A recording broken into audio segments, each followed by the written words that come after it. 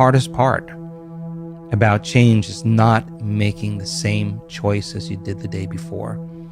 And the moment you decide to make a different choice, you're going to feel uncomfortable.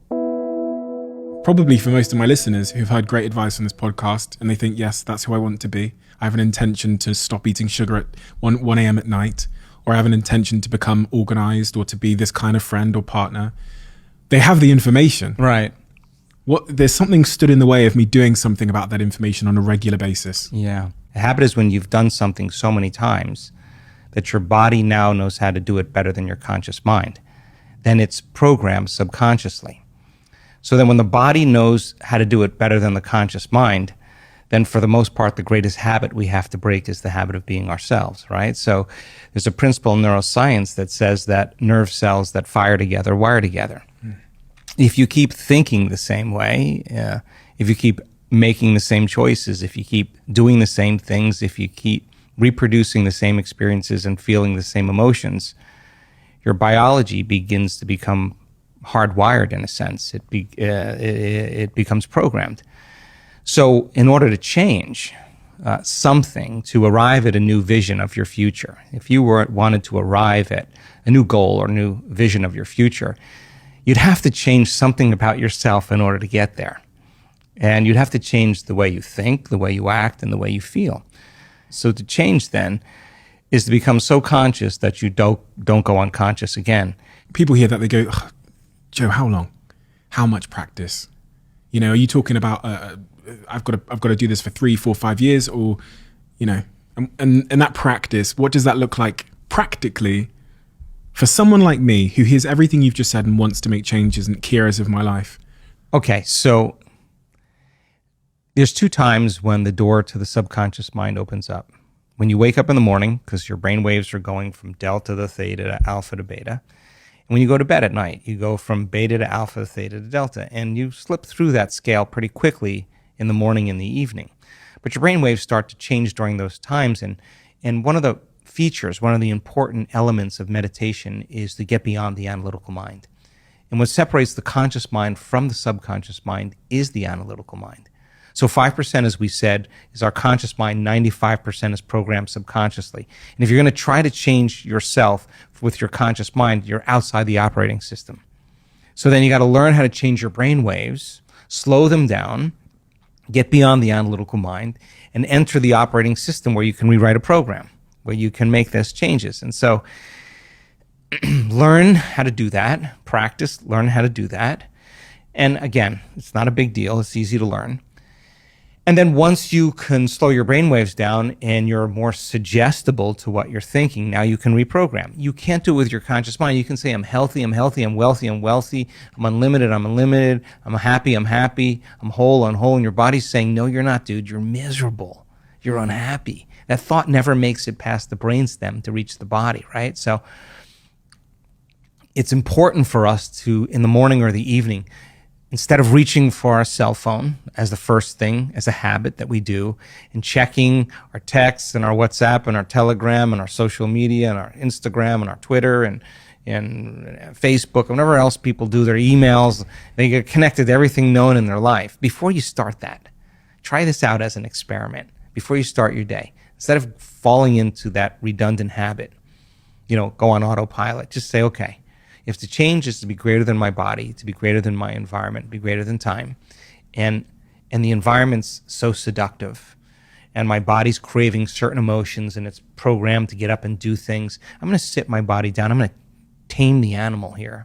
And when I'm ready to get up, we're going to get up, not when it's tired or when it wants to go. And if you were sitting there in silence, aware of nothing but you, and you said, okay, what is the greatest expression of myself I can be today?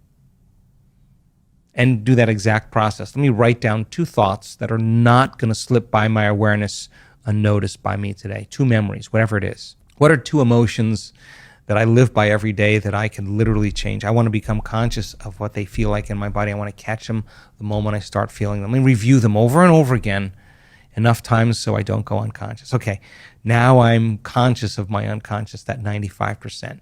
How do I want to think? How would greatness think today? Let me review it. Let me repeat it. Let me remember how I am going to think. Let me remember how I am going to think. Let me remember how I'm going to behave here, how am I going to act here. Let me rehearse a change I want to make in a certain circumstance. Let me think about how I do want to feel today. Let me open my heart to life again. Let me feel kindness and care and love and gratitude and appreciation. Let me just bring up that feeling. Let me feel it with my heart. Let me keep bringing it up so I can bring it up enough times. I want to get so good at bringing up this feeling with my eyes closed, I can do it with my eyes open. We discovered that if you keep doing that every day, somehow you'll arrive at that destiny, and your biology will literally begin to change to look like you're living in a different life. You practice that, and you not make a decision to not get up until you feel that emotion. And ask yourself, can I stay in this state my entire day? And if you can't, and you go unconscious, ask yourself at the end of the day, how'd I do? Where'd I go unconscious? Okay, tomorrow morning, new day, new lifetime. Let me go again. Most people then, they have that vision of the future, but they give up on that vision because in order for them to arrive at that vision, they have to do something. They have to think differently. They have to act differently. They have to feel differently. And it's so much easier to make the same choice every single day. And the hardest part about change is not making the same choice as you did the day before.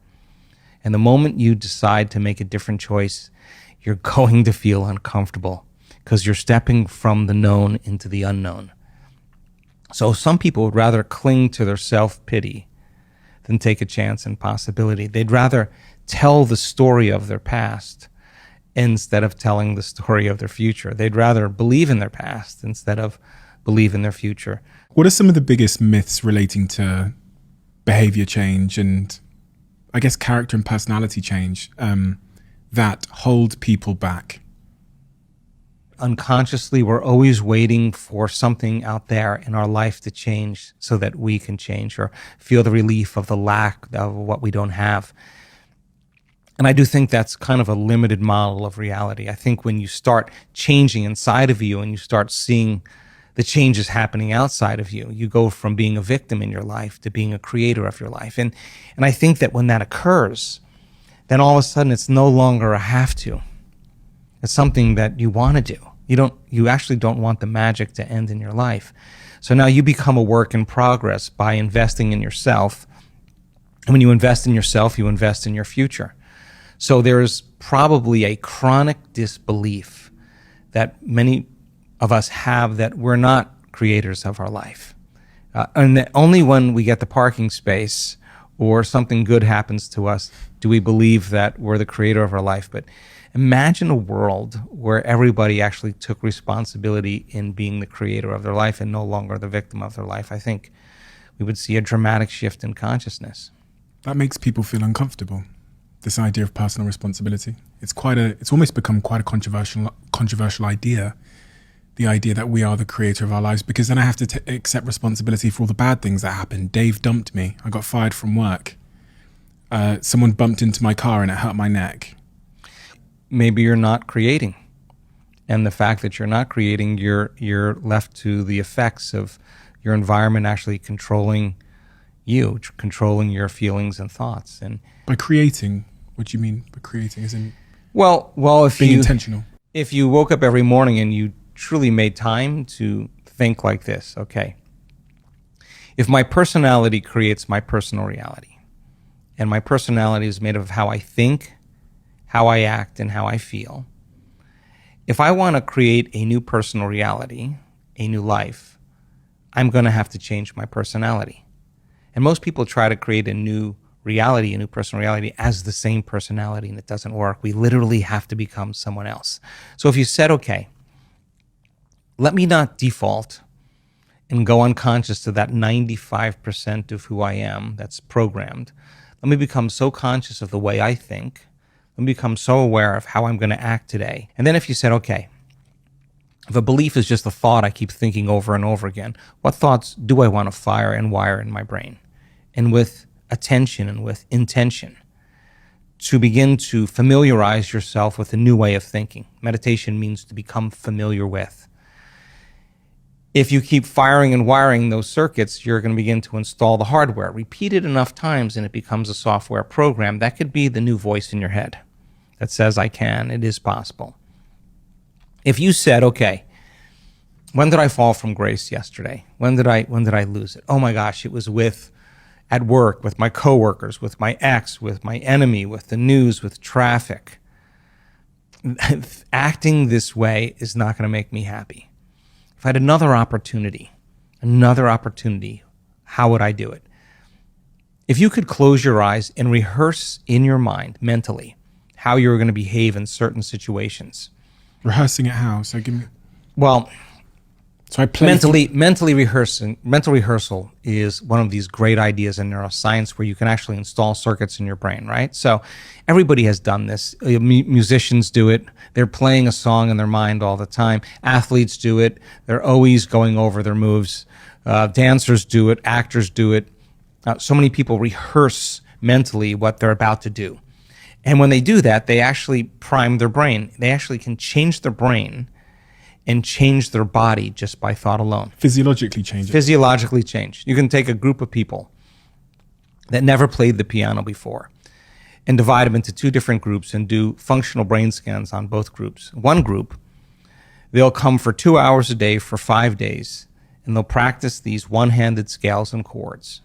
Now, you learn something new, you make new connections in your brain, you get some instruction, you get your body involved. When you get your body involved, you're going to have an experience.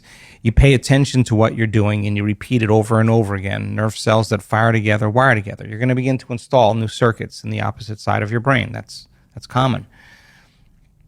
You do the scan at the end, you see those actual physical changes. You take those people, the other group, and you ask them to close their eyes without lifting a finger. Have them mentally rehearse those scales and chords, and at the end of 5 days, they grow the same amount of circuits in their brain as the people who actually physically demonstrated the act. In other words, they were so present with what they were doing, the brain did not know the difference between the real life experience and what they were imagining. The brain was physically changing to look like they already experienced it, they already did it. So now, you take those people, never played the piano before, they've just been mentally rehearsing for 2 hours a day for 5 days, you set them in front of a piano, and they could actually play those scales and chords. Why? Because they primed their brain for that behavior. So then if you're going to prime your brain for a new behavior, whether you're the CEO of a company, whether you're a parent, whether you're learning something, the more you rehearse it mentally, the more you prime your brain and body for the act. So you could actually practice rehearsing how you're going to change in your life. And if you keep doing it enough times, your behaviors will match your intentions automatically because you have the mind installed to do it. If you don't have the mind installed to do it, you'll go back to the same past behavior. So I play through that scenario of making the decision differently. Exactly. And rehearse it in your mind until it feels right, until you feel like I could actually do that, and go from start to finish without losing your attention. And so that it gets easier each time you do it. It makes sense then you'll actually do it. And then if you said, okay, enough of this guilt. I've felt enough of it. I don't like feeling that way. I could actually break the conditioning of that emotion in my body. Can I condition my body? Can I teach my body to feel something differently? What would be the feeling that I want to feel if I was able to do it? Would it be worth? Would it be self-love? Would it be freedom? Would it be joy? Let me teach my body emotionally what a future could actually feel like before it happens.